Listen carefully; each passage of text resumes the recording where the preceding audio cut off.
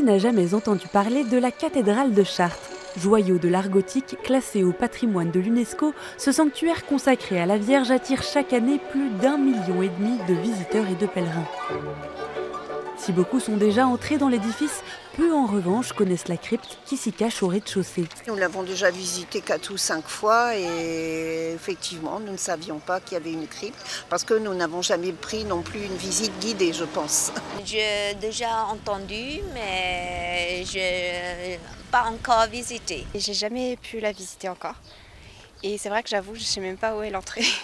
Il y a un portail juste à droite en entrant et en fait il est fermé parce qu'on n'ouvre que aux visites guidées et quand il y a les messes aussi. La crypte en dessous de la cathédrale correspond en réalité à une véritable église basse. Le père Emmanuel Blondeau, recteur de la cathédrale, est l'un des rares chanceux à en posséder la clé. Cette crypte a été construite en 1024 après l'incendie de la cathédrale carolingienne de l'époque. C'est Fulbert, évêque de Chartres, qui est là. Et il décide, juste après l'incendie, de reconstruire une immense cathédrale pour accueillir tous les pèlerins. Et la crypte, qui a 1000 ans, date de cette époque-là. Il y a un écrit à Guillaume d'Aquitaine où Saint Fulbert espère que la crypte soit finie avant l'hiver, disant j'espère que les travaux de la crypte vont être terminés.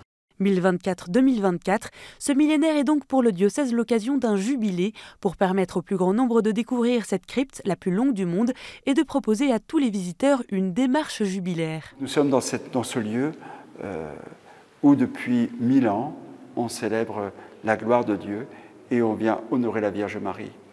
Et ce lieu a été pensé comme un grand couloir de déambulation pour passer de l'ombre à la lumière, pour passer du bas vers le haut. Et donc, dans cette année jubilaire, l'objectif, c'est de permettre aux pèlerins, mais aussi à tout homme, toute femme, de venir ici et de faire l'expérience physique, sensible de ce parcours dans la crypte pour ressortir à la cathédrale haute qui est pensée comme la Jérusalem céleste. Plusieurs étapes sont proposées. Dans cette première partie, une exposition avec une quinzaine de panneaux permettra aux visiteurs de rentrer dans une attitude de pèlerin avant de découvrir la chapelle Notre-Dame de Souterre où la messe est dite chaque jour devant la statue de la Vierge Marie. Chacun pourra ensuite déambuler sous l'abside en passant par différentes chapelles. Chacune est dédiée à un saint, à tel ou tel saint. Et donc ça nous permet de découvrir la vie de l'Église à travers la vie des saints et des saintes. De ceux qui ont fréquenté ce lieu, que nous honorons ici, et puis des saints et des saintes qui sont venus ici en pèlerinage. Voilà. J'espère que les gens viendront ici pour faire d'eux des saints et des saintes dont on a besoin. Le jubilé est aussi l'occasion d'embellir la crypte à travers la restauration de certaines peintures, la création de nouveaux mobiliers liturgiques et d'un vitrail dédié à l'Esprit Saint. Les visiteurs termineront leur parcours en découvrant l'église d'aujourd'hui avec le baptistère avant de remonter vers la lumière de la cathédrale et de franchir la porte jubilaire pour vivre un chemin de conversion. C'est un cheminement que l'on fait déjà faire aux gens de façon habituelle, par des groupes de pèlerins.